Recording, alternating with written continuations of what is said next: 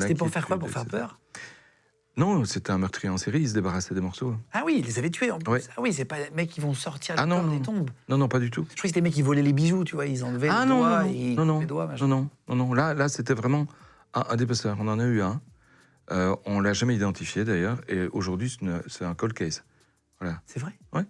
Et donc, c'était le bras, tu sais pas d'où ça vient? Ah, Si. tu vas voir. Donc, le bras est sur la pelouse. Bah, t'as une pelouse, elle est assez grande. Il est en plein milieu de la pelouse. Je peux pas le rater, quoi. Je vais sur le bras, mais avec beaucoup de délicatesse, parce que je me dis, si c'est une scène de crime, je peux pas non plus la contaminer. Mais voilà, je prends sur moi, et puis en m'approchant, je vois qu'il y a une chaussette. La chaussette, c'est en fait un tissu qui enveloppe le bras et la partie sectionnée. Trop bizarre. Et sur la chaussette, il y a un nom. C'est-à-dire qu'il y a une étiquette d'hôpital. Tu joues à une escape game à chaque fois, en fait. Et écoute, j'appelle le policier qui était avec moi, je dis, écoute, il vient d'un hôpital, c'est une amputation. Il commence à c'est une amputation. Je dis oui.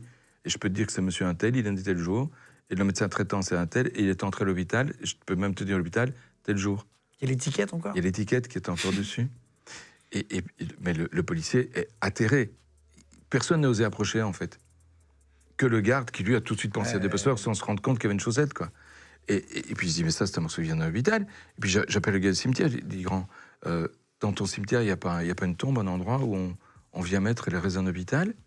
Je dis, si, pourquoi? Bah, montre-la un peu.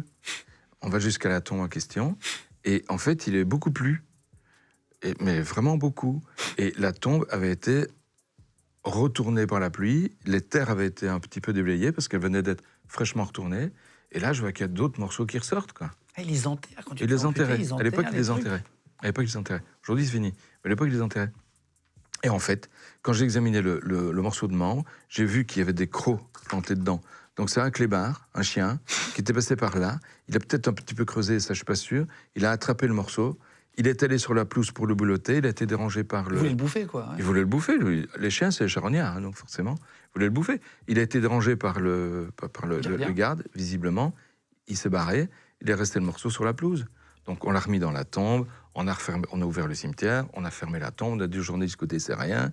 Et puis cet hôpital-là a changé de système. À partir de là, ils ont incinéré les membres.